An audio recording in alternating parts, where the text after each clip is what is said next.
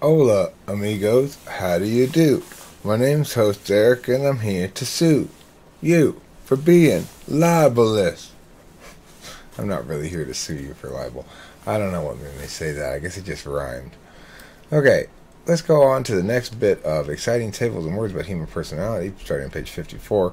But first, a short chunk of this song, which I will play the entirety of at the end of the episode. Yeah, baby. I saw you walking in the moonlight that night, and I said, hey,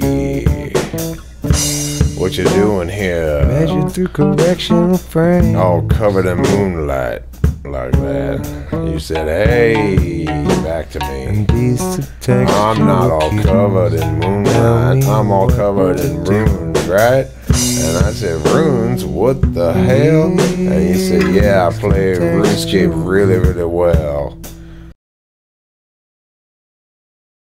Okay, so yeah, I've been going through these old wave files I got, rediscovering shit I sort of forgot existed, or I mean, once I hear it, I go, oh yeah, that thing, I remember that. But if you were to ask me to list stuff that I have, like songs or something, that would never come to mind, no matter how long I took thinking about it, probably.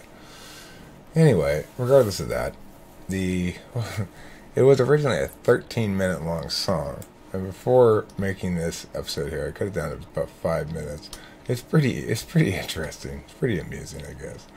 And an interesting song, besides just being amusing. It's conceptually interesting, I guess, if you want to listen to it. Where's my book? What's going on here? Reset. Where's my... I don't see nothing. I don't see nothing. What's going on? Why don't I see nothing? I think it's broked. I think it's broked is why. It's broked by a breakage that broke the breakage and breaks the brokage. Don't forget, it breaks the brokage. Are we ready to go, kids? To the porridge party? Mommy, can I go to the porridge party? I hear they're having delicious porridge all party long. Delicious porridge? Are you sure? That seems rather indulgent of them, to serve so much delicious porridge. Am I having internet problems or what? But I don't like internet problems. I want my internet's problems to go away. Go the way of yesteryear's trombones. Yes, sir, ma'am, yes, ma'am, and sir. Sir, ma'am, per and fam, I'd like to serve a can full of spam on top of a plate that's made out of fur. So, ma'am or sir, have some delicious more myrrh. Myrrh? Yes, as in frankincense and myrrh. Oh. What is myrrh, anyway? Myrrh is the most myrrhful of all the myrrh-related products. That doesn't really tell me much, to be perfectly frank. You're not perfectly frank. I met another Frank who's a lot more frank than you. You're an imperfect Frank if I ever seen one. I think you're going to have to start this video over. Why? Well, because you as yet are unable to read this. Well, that's because I can't get to the right page. That's not the problem of the people watching the video, Eric. That's your problem. Well, I mean, maybe they enjoy this playful banter. An awful lot of banter. I think maybe it's a little too much banter. People like a little bit of banter. So far, this video has been almost all banter. Well, I mean, this is pretty good banter, though. Not really. What do you mean, not really? It's excellent banter. No, you ain't really saying nothing except talking about banter and talking to me. Who are you, anyway? I'm your old friend, Tyrone Jerome Dylone. What's your name again? Say that again? Tyrone Jerome DeLeon. That's my name. Well, I mean, technically it's De Leon. Well, I like to pronounce it that way because it rhymes with the other ones. So your name's... what now? Ramon? No, not Ramon. Tyrone Jerome De Leon. That's my name. How did I meet you? I don't even remember ever meeting you. You better stop talking to me now. You got to the page finally, so you got to start reading it. People are getting impatient. You probably already left. You probably lost half your audience. Talking to Tyrone Jerome De Leon. Sorry. Thanks for putting me back on topic here, Tyrone. I appreciate it. If you just sit quietly for a minute, I'll get back to you at the end of the video. So, epistemology, knowing functions, commonalities, and distinctions. Commonality. Deny the observer. Explanation. For both NI and SI, the agent self is assumed irrelevant, and the agent self's perspective is epistemologically unprocessed. In other words, the knowledge I know is accepted as objectively certain, and thus my own biases don't come into play. Contrast against, say, FE, which must consider my perspective, agent, a subject's perspective. Oh, I see why I did this. So I'm saying basically both these things are functioning as agents on the field, right? They're both objects and force vectors. One of them is you, and one of them is somebody else acting as a force vector upon an object. And the respective of the one acts upon agent object. Okay, so that's true for both NI and SI, which is to say they don't pay attention to this one, agent observer. They assume that the thing that they know is known, not created in some sense, or not in dispute. Both of them make predictions. Both knowing functions provide a framework for managing events across time and begin with one or the other manner of permanence as an underlying engine. Knowing supervenes on permanence, and permanence supervenes upon collected and compared statuses. So that means is for people to have knowledge, first there must be permanence. And for there to be permanence, first there have to be collected and compared statuses. Because it's the status that affords permanence to things, or that can be counted upon to be permanent anyway, relatively static, because it's representational and binary, and based in a turn-based reality, where things don't gradually decay. A concept remains pristine until it's lost to time somehow. I mean, until nobody knows it anymore. If the words of Shakespeare are still the words he wrote whenever he wrote them, if he wrote them, or whatever, you get my drift. Whereas objects decay. Let's see. Maintain self-concept. Both knowing functions manifest identity by linking meanings between experience and self-concept. Knowing is an expression of self. It never occurs outside of the self. It's important to remember that. So no matter how universal NI truth might be, it's still occurring within an individual. It's just knowing about that frame of reference. Now here are some distinctions. Distinction, origin of permanence. NI begins with shape constancy. The NI user thus knows how things are because of qualities implicit to the things. Time is inferred from the ways in which some statuses update while others do not. The perspective changes, but the meaning persists. SI, in contrast, begins with object permanence. The SI user knows how things are because of qualities implicit to the self. Meanings change or don't, but the persons, the subjects, the agents, the observer's perspective persists. So the distinction between the three words are, if you talk about a field, there are objects on the field like a ball, and there are people on the field, which are agents, okay? If we're describing an action on a field, a subject's going to do an action upon an object. If the subject's you, then that subject is the observer. All subjects, including you and non-you subjects, are called agents. So I'm going to repeat that to make it clear. Objects are objects. Agents are also objects. So if I kick a ball on a field, it could hit a person. The person's an object could be in the way. Agents are also sources of action or force vectors. So they can kick a ball or intentionally get in the way of a ball.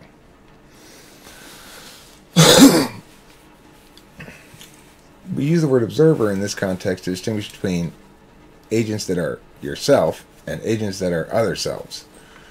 Because for the purposes of describing what's happening, agent that's a self is spoken of in the same way that subjects that are not the self are spoken of.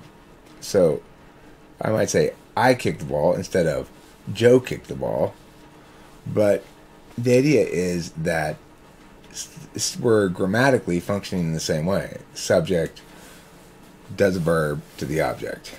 The subject can be I, or it can be Joe, or it can be somebody other than I, or it can be somebody other than Joe. So we have various sets that include I and not I, right? Point being, I is not a distinction between the manner of thing, it's just a different name, like Joe. Okay, so we do need to distinguish, though, because in our analysis, the observer has a set of unique, I guess you'd say, objects of analysis, which is to say, processes, traits, qualities, access to knowledges that subjects not the self don't have. Okay, so let's continue. Time link. NI treats time as turn-based. It understands fluid systems as closed systems, and to the extent that it considers self-evolving open system factors, it renders such into single vectors. Unlike other metaphysical functions, NI resists objective self-critique. Mainly, this is because NI frames knowledge as gleaned from external sources, will-lessly. An NI user understands knowledge as independent of an individual's ontology. Unlike TI, I'm going to say.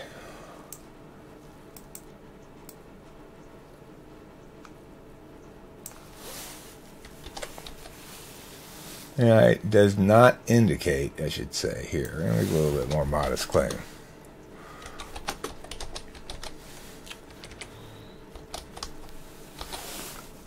Okay. SI treats time as fluid. It understands fluid systems as open and thus is always particularist and subjective in that which it knows. Heuristics, models, and taxonomies are extrapolated from personal experience and are correct insofar as they are consistent with ontological purpose. Time links to the body, sleep rhythms, hunger, thirst, energy level, and other subjective biological needs. Meanings are instrumental in serving the self, and their persistence is accordingly subject to revision as the scope of experience grows. So, SI wants to know precisely what they've already experienced and what they've already learned and what they've already come to know from a physical meaning linkage. So all an SI-DOM needs to know is either that made me feel bad or that didn't work. And they'll just assume that it's going to make them feel bad again or that it won't work again. That's all they need to know, because even if it works for other people, if it doesn't work for them, that's all that matters. And the time link is one where they basically are, to the extent that they have object time, like turn-based time, which it does, of course. It understands things sequentially and keeps track of order in some way. But it does so linking it back to the body still. So it's like Kimberly really understands her life through the day. The need to get up, feed some animals, feed us. Then if she's got to work somewhere, she's fretting about how she's got work coming up the whole time, thinking about what she's got on the schedule. That's her way of retaining presence with the past. She's already made these decisions. She already wrote it down in her book. So she just needs to keep it in her mind as much as possible so that she doesn't forget that she can successfully predict what's going to happen because it's been decided aforehand. She remembers the decisions and the deciding process more than what's been decided. And she probably remembers it on the grounds of where she was or how she felt when she made the decision, rather than on why the decision was true or logical or made sense. Okay, so that's that page. I think I'm going to go through this table here real quick, or maybe even skip it, and then I'll probably go through this one and call it a video. Yeah, I'll go through the paths and I'll go through this here. This is just, it goes over three types: ISFJ, ENTP, and ENFP. This was for a video I made in which I said why ENTP is a better mate for ISFJ than ENFP. And the explanation there was basically, you've got seeking NE, great, they provide NE. Seeking SI, great, they provide SI. But FI tool is going to run afoul of FE tool on a value level. So they're saying, well, let's do, ISFJ is going to be always saying, let's do what's going to be effective using my social problem solving tool. And FI is always going to be saying, no, let's do what's authentic. Now, sometimes what's effective and what's authentic are going to be the same thing, but not always. And when they conflict, there's going to be a problem. And there is additionally going to be a problem because ISFJ's absolute value for themselves to achieve on TI levels, but they will not get any sort of validation for that, or even affirmation of that, a confirmation of that, or valuing of it from ENFP, who is TI polar, equivalently for ENFP with the TE in the third slot. So that's why those types wouldn't really work out. That's the whole point of this chart. It's not a very important chart or anything. It supported a video. I stuck it in here because it was relevant and didn't hurt. INFJ and INFP's four paths comparison. So a lot of people talk about, well, is this person INFJ or INFP? It's a weird thing to confuse because INFPs are very different in their function stacks and very different in their natures. But INFPs have a very wide variety of different displays, and INFJs are not revelatory necessarily of themselves. Like they don't love revealing all the aspects of themselves, so they play it close to the vest. It can be hard to identify them. Okay, so let's go through this real quick. Base function NI versus base function FI for INFP. So INFJ is first column, INFP second. NI versus FI, FE versus NE. Strong conscious block of each type complements in terms of delegation but contradicts in terms of values. INFJ's ignoring NE assumes possibility generation will take care of itself, so the INFP tool function resonates comfortably with the INFJ's base in the moment. In the social expression of self, INFP wrestles to render the complexity of emotional self into abstract meaning by producing possible expressions, none of which alone seems adequate to the INFP. Meanwhile, the INFJ validates and invalidates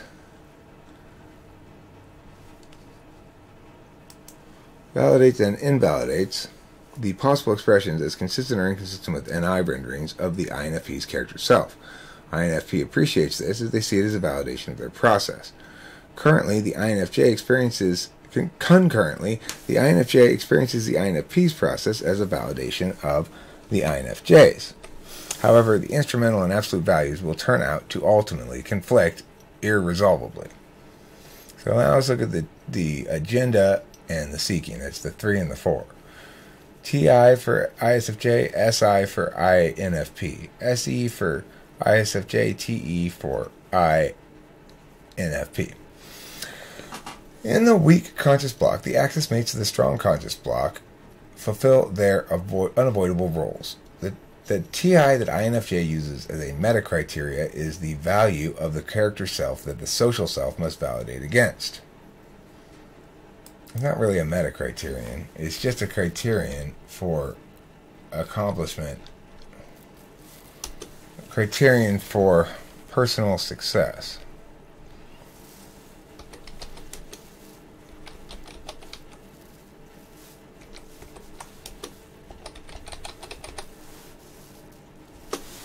Is the value of the character self that the social self must validate against. One might express the INFJ as 4 elements.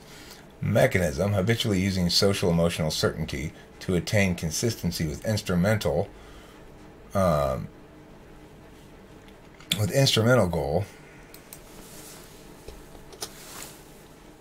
Absolute exclusionary certainty to validate against an absolute goal of relative conditional certainty. The elements imply the fourth, which seeks another to provide the INFJ's character self to the INFJ's animal self through physical, externally attending action. So, mechanism, instrumental goal, absolute goal, and I guess action. I don't know. Let's see. In contrast, the INFP uses a mechanism of creativity to shape, direct, and express an instrumental goal of attachment experience, that is, say, FI. I see. I'm calling the implicit one an instrumental goal, which is a weird term. I should call it an implicit goal. I don't know why I call it an instrumental goal. Or an implicit value. Implicit value. Sorry for the delay here as I fix a couple of things. That should be all caps, I guess, to be consistent. Value. I'll go like this, go like this. Gonna go like this. Gonna go like this, gonna go like this. Gonna go. Okay, so let's put that there instead of this. Yeah. INFP in contrast uses the mechanism of creativity and expresses an implicit value of attachment experience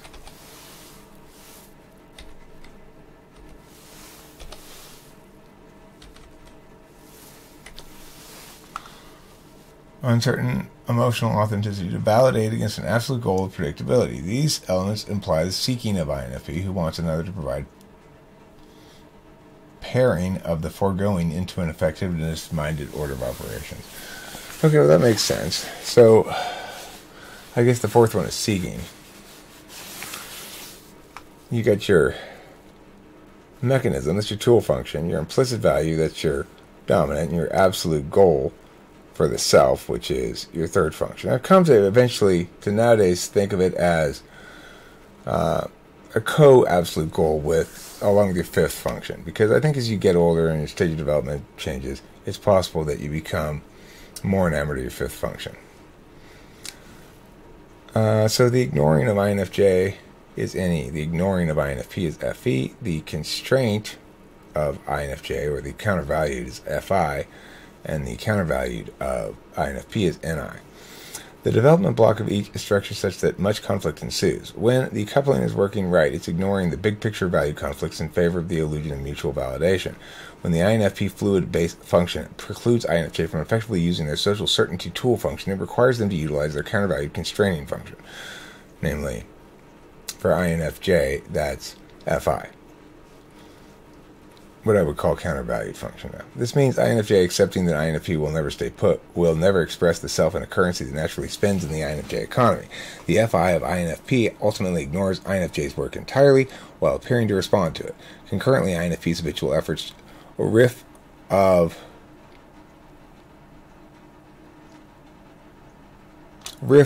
I guess I should say, riff off the finality that INFJ's nature continually establishes instrumentally, rendering a new uncollapsed set of possibilities to resolve. When INFJ realizes that there's no end to this, that the purposes run afoul of each other on the character self metrics, INFJ disengages and starts faking stuff. So I call these functions your 5 and 6 the path of development, the 3 and 4 the path of weakness, the 1 and 2 the path of strength, and 4 and 5, 5 and 6, the path of development, 7 and 8, path of optimization. I don't know if I agree with these paths things anymore, really, exactly. I think that you can optimize by improving your relationship with each of your slots. So your countervalued 6, you can come to appreciate its value somewhat more and have a more realistic understanding of it. Your blind 7th, you can come to You can either have a happy blind or a sad or an unhappy blind, depending on how much you're forced to use it and if you're comfortable with the ways in which it emerges. And so that's, I don't know about this stuff anymore. I kind of think it's unlikely to be you're going to optimize through those. I do think that there are some functions you're less likely to improve, obviously, than others, or to understand clearly. The 7th being the one you understand the least, obviously. Okay. Optimal functioning requires one to develop in these areas, but development doesn't happen on its own. One must willfully attain balance by enabling expression of self through these modalities in ways that complement rather than conflict with habitually favored manners of attention. The problem here is obvious. INFJ seeks SE. INFP doesn't get what they want and can't basically provide it. meaning it doesn't understand what INFJ wants. That's what I mean by get. I want to put understanding because it's potentially confusing, because get what they want suggests they're getting what they want. INFJ validates ultimately against TI. INFP ultimately sees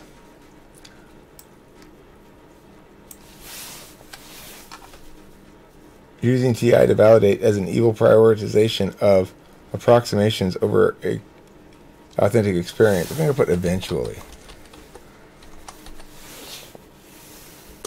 Comes to see.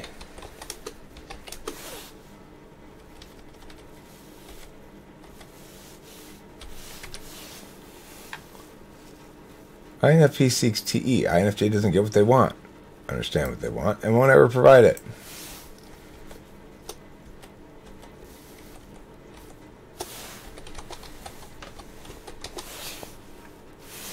Understand. Understand, I said. God damn it.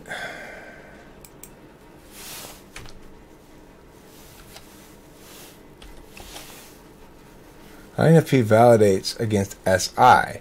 INFJ ultimately sees SI as an evil manner of knowing that is incommunicably and selfishly limited to the experiential knowledge specific to the individual knowing it. Much tears and sobbings and sorrows ensue.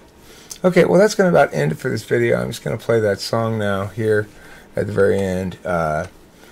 It's like 5 minutes or something, so as you get tired of it, obviously you turn it off, and I understand that. But if you feel like listening to the whole thing, it's full of excitement. I actually think you're going to like it. That's what I think.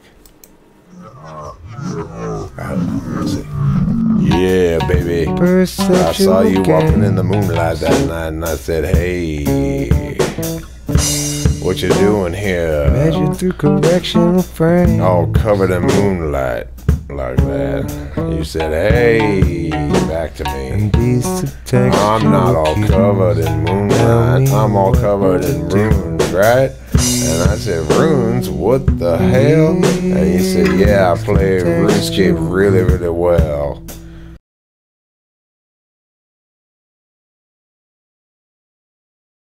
Oops, okay, well here's the rest of the song now.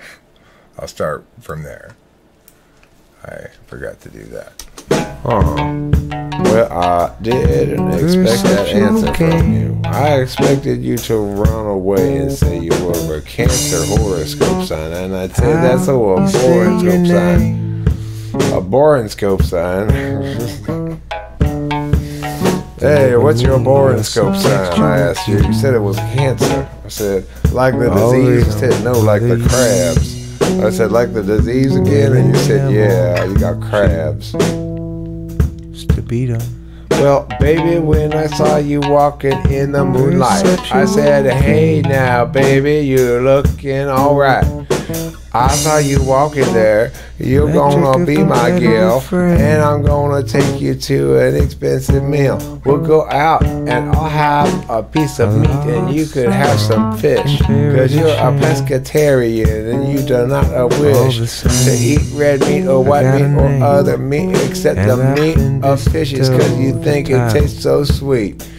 Yeah, you like to eat everything that comes from the ocean, including porpoises and also the lotion that somebody threw into the water when they were here swimming with their new daughter-in-law who came with their son to visit them at the vacation condominium where they went to go swim in the ocean. Left their lotion behind, and what you do, you gotta eat it now.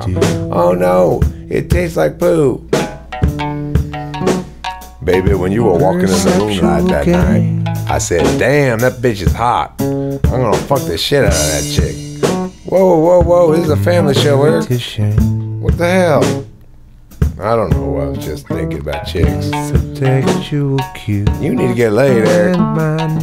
Yeah, I know. Of you, I want a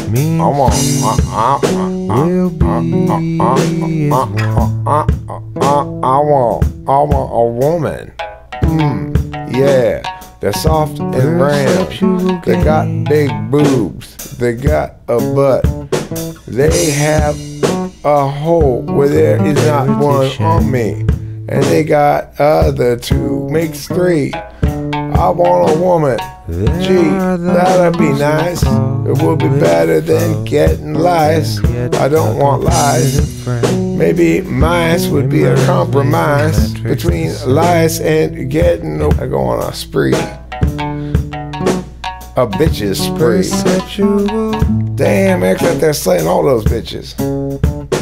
I swear I'm like this close to going on a bitch's spree. I'm gonna spree. I'm gonna spree all over your face, baby. Watch me spree. I'm going on a facial cum shot spree.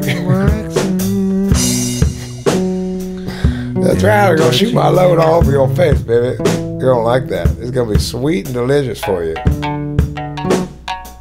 Perceptual game. Eric, I've already told you this is a family show. What the fuck are you doing? When I saw you walking there in the moonlight, baby, I ran up and came on your face. Eric, that's not funny. A little bit of fun, isn't it? Out of a useless cha-cha-cha. Useless hot cha-cha-cha, huh? What the fuck are you singing about, Eric? God damn, no wonder you can't get laid. What the hell is this garbage? Perceptual game. Perceptual game? Lame thing like art reminds me of shame. Oh. Looks Yeah. like cold morning's day. Yeah, I'd be embarrassed too. When it's cold on a cold morning's way. What? When you walked to school deep in the snow. What the fuck is this anyway? Walking and the school was a joke. A 13-minute long song? You gonna make this a 13-minute long opus? You should. You just fucking put this whole thing up there. It's a perceptual. Baby, when I saw you walking in the moonlight that night, I said to myself, you gonna be my gal. Oh yeah, baby. And I ran up and I came on your face. What do you think about that? Well, Eric, there's your problem. That's why you're not picking up on any chicks successfully. It's not a good approach. So I made that song back before I met Kimberly. I'm going through my old WAV files and just listened to it, and that made me laugh. Just thought it was funny. Thought I'd share it with everybody. Probably most of you aren't watching anymore. If you are, remember, I do type professionally. If you want to pay me $100, I'll type you. 75-minute session, very in-depth. You get my full attention, my full effort. I think it's fair to say that everybody who's done it has been very glad they undertook the experience, and I felt it's definitely worth the money. I could be, if anybody who has done it wants to counter that with saying, actually, I didn't think so, Eric, that's perfectly fine. You can put it in the comments here if you're watching this, but I haven't sought out like endorsements or anything, so you just have to either take or not take my word on it when I say I'm highly confident that everybody who's paid for the typing has walked away feeling like it was money well spent. So hopefully if you want to do that, you can do that. Email me, suartsire@gmail.com. We also got t-shirts, SSUARTSCIRE@gmail.com. That's Eric Strauss backwards. Email me, I'll give you Kimmy's PayPal address and PayPal her, and then we'll do a waffle. Just email me and we'll figure it out. Okay, talk to you later. Thanks for watching.